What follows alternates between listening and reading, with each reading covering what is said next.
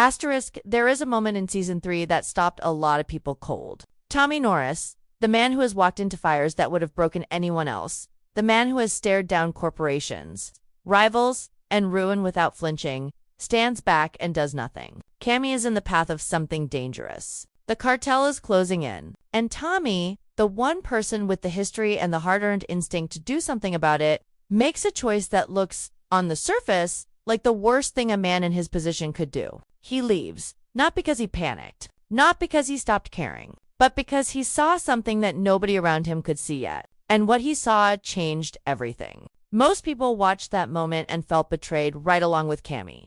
They expected the Tommy they knew. The one who fights, the one who pushes back harder when the pressure gets heavier. The one who treats backing down as a kind of death. But season 3 is not telling the story of that Tommy anymore. It is telling the story of what happens to a man when experience finally outweighs instinct. When everything he has survived teaches him something that pride never could. This is not a story about a man who gave up. This is a story about a man who finally understood the game. He was actually playing dot to understand what Tommy does in season 3. You have to understand what Tommy has always been.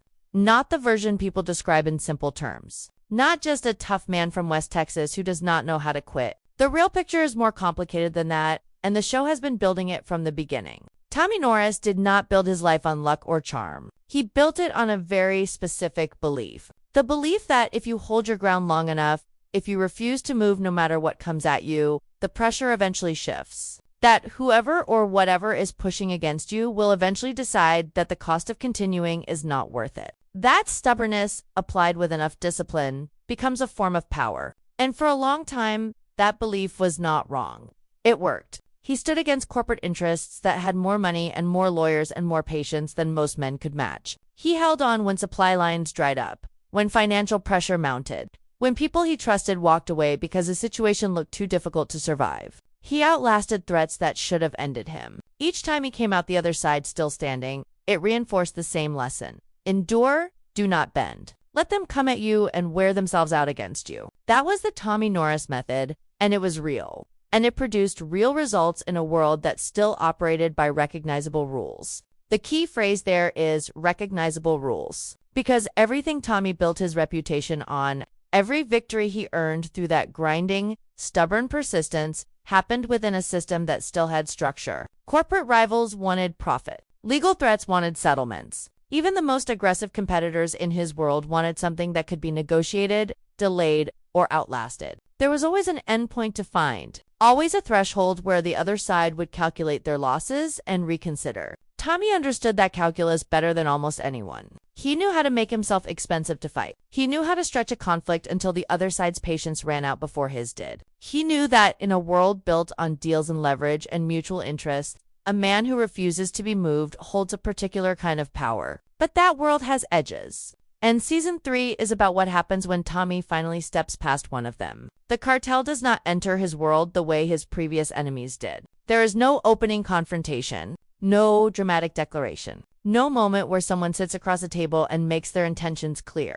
That is the first thing that separates this threat from everything Tommy has faced before. And it is the thing that registers in him almost immediately, even as the people around him are still trying to figure out what is happening. The cartel does not arrive. It seeps in. Operations begin to slow without any identifiable cause. Partners who were reliable become distant without explanation. Financial channels that were open start to close in ways that feel almost bureaucratic, almost accidental, until the pattern becomes too consistent to ignore. The pressure is everywhere and nowhere at the same time. It cannot be located in a single person or a single action. It cannot be confronted because it does not present itself as a confrontation. This is not aggression. It is something far more unsettling. It is absorption. The cartel does not want to destroy the systems it moves into. It wants to own them. It wants everything to keep functioning on the surface while the actual control quietly shifts underneath. It wants compliance that looks like cooperation. It wants influence that feels, to everyone operating within it, like just the normal way things work now. Tommy recognizes this pattern, and the recognition hits him in a way that very few things have. Because he understands, with the clarity that only comes from decades of fighting battles in this landscape, that every single tool he has ever used to defend himself is useless here. You cannot outlast an organization that is not trying to beat you in a direct contest. You cannot negotiate with something that does not need what you have to offer. You cannot make yourself expensive to fight when the other side is not fighting you. They are simply surrounding you quietly, methodically, without ever giving you a moment that justifies a response. And this is where the story of season 3 actually begins. Not with the cartel's arrival, not with Cami's situation, but with Tommy standing in the middle of something he has never encountered before and processing, slowly and painfully, what it actually means. The man who spent his entire adult life learning how to fight is now looking at a threat that punishes fighting. Every instinct he has is wrong for this situation. Every strength he has built is a liability here, and he knows it. That knowledge does not make him passive. It makes him dangerous in a different way, because a man who understands that his old tools will not work and still chooses to reach for them anyway is not being strong. He is being reckless. And Tommy Norris, whatever else he is, has never been reckless with other people's lives. That is the foundation that everything else in this season is built on. The man people think they know is still there, but the world he is operating in has changed underneath him in a way that demands something from him that he has never had to offer before. Not force, not endurance. Something much harder. Restraint. The hardest thing to watch in season 3 is not the cartel's presence. It is Cami's face when she realizes Tommy is not coming. Because Cami does not just lose support in that moment. She loses her understanding of who Tommy is. Everything she has built her trust on, everything she has watched him do across the years she has known him, points toward a man who shows up. A man who does not calculate the cost of standing beside someone he cares about. A man who treats loyalty as something absolute, not something conditional. And now that man is standing at a distance she cannot cross, making a decision she cannot accept, and offering her nothing but silence where she expected a fight. That silence is the most expensive thing Tommy has ever paid for anything, and he pays it knowing exactly what it cost him. That is the part that gets lost in how people react to this storyline. They see Tommy's distance and they read it as detachment. They assume that if he truly cared, the decision would have been different. But the show is doing something more complicated than that. It is asking a question that does not have a comfortable answer. What does it actually mean to protect someone? Does it mean standing beside them in every conflict regardless of consequence? Does it mean matching aggression with aggression because anything less looks like abandonment? Or does it sometimes mean stepping back from a fire you know you cannot put out? Because the alternative is not saving them. It is burning everything else down along with them. Tommy has already asked himself that question. He asked it before Cami even knew the situation had changed. And the answer he arrived at is the one she cannot forgive him for. He looked at the cartel. He looked at every resource and relationship and piece of influence he still holds. And he ran the calculation that experience forces on a man who has lived long enough to see how these things end. If he steps forward, if he does what every instinct and every expectation demands, he does not save Cami. He expands the target. He turns a situation that is already dangerous into something that reaches further, damages more, and pulls in people who have no stake in this conflict and no ability to defend themselves from it. His workers, his land, the communities that exist around his operations, the people who depend on systems he has spent decades building, all of it becomes exposed the moment he raises his hand against something that does not respond to opposition the way normal opponents do. The cartel does not back down when challenged. It escalates, and it escalates not just against the person who challenged it, but against everything connected to that person. Tommy knows this because he has watched it happen, not to himself, but to others. Men who had more resources than him, men who had more allies, more leverage, more public visibility. Men who looked at the same kind of pressure and decided that their reputation demanded a response. He watched what happened next. He watched the escalation move outward like a flood, touching everything, ruining things that had nothing to do with the original dispute, and leaving behind damage that could not be repaired after the fact. He is not willing to be the reason that happens here, and that decision, as morally complicated as it is not made from a place of weakness. It is made from a place of brutal, clear-eyed understanding. The kind of understanding that only comes when you have been in enough fights to know the difference between a battle you can endure and a battle that was designed specifically to destroy you by making you fight it. But here's where the season becomes genuinely painful to sit with. Because Tommy being right does not make it easier for Cami. It does not change what she experiences. She is not operating from the same information. She does not have Tommy's specific history with this kind of threat. She has not watched the same men make the same mistakes and pay the same prices. What she has is her own experience of Tommy,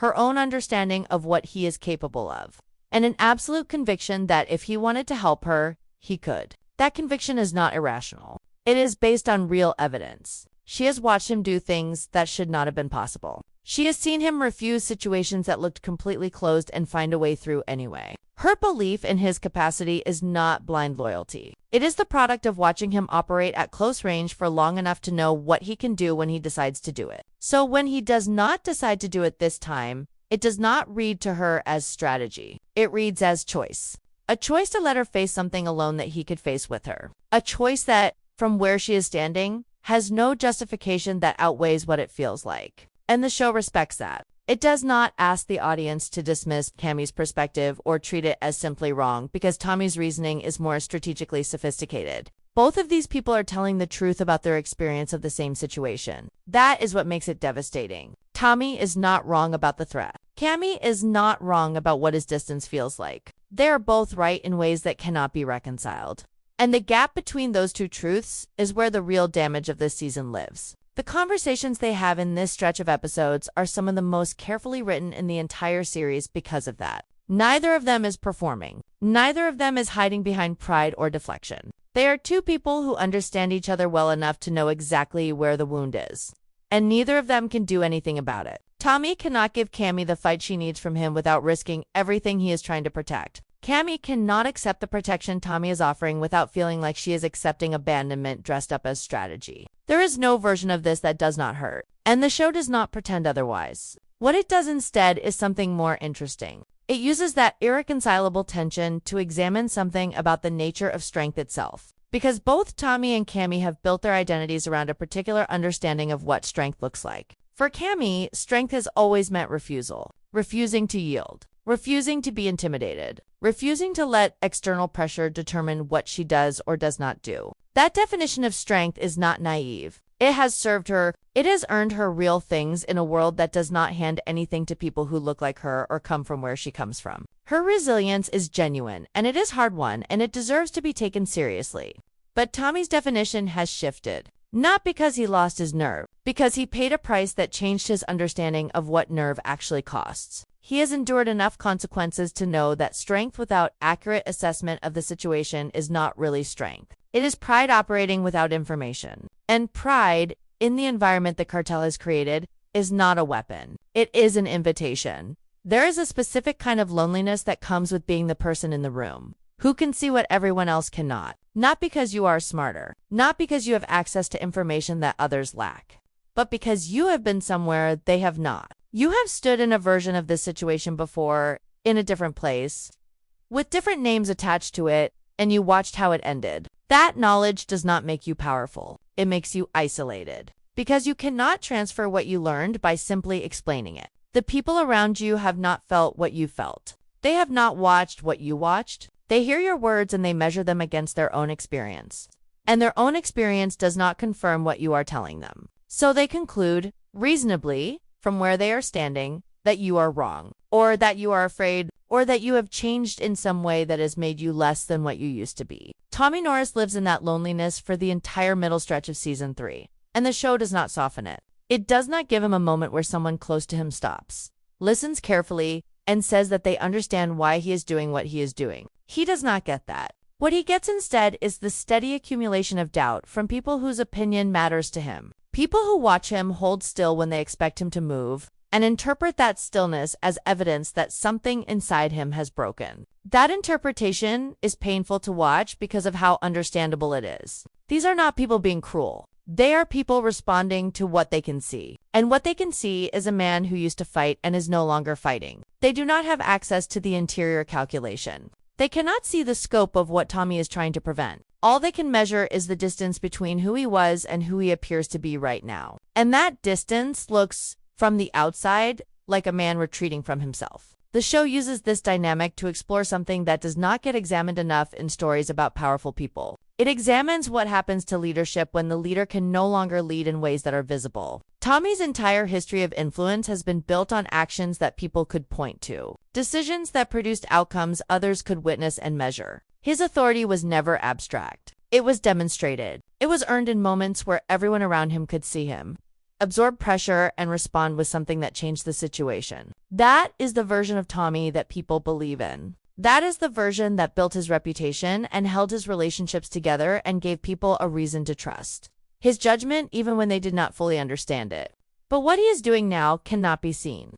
The strategy he is employing does not produce visible results in the short term. It does not generate moments where someone can point and say that Tommy made a move and the situation shifted. It generates absence. It generates quiet. It generates a kind of negative space where action used to be. And negative space does not inspire confidence. It does not hold relationships together. It does not give people something to point to when someone questions whether Tommy still has what it takes. What it does is create a vacuum. And into that vacuum flows every doubt, every fear, every piece of unresolved history that the people around him have been carrying. His choices in this season do not just cost him Cami's trust. They cost him the coherent narrative that people have used to make sense of who he is. And without that narrative, without the through line of a man who fights and endures and pushes back, the people in his world do not know how to read him anymore. That disorientation spreads. It changes how conversations happen. It changes what people are willing to bring to him and what they decide to handle on their own,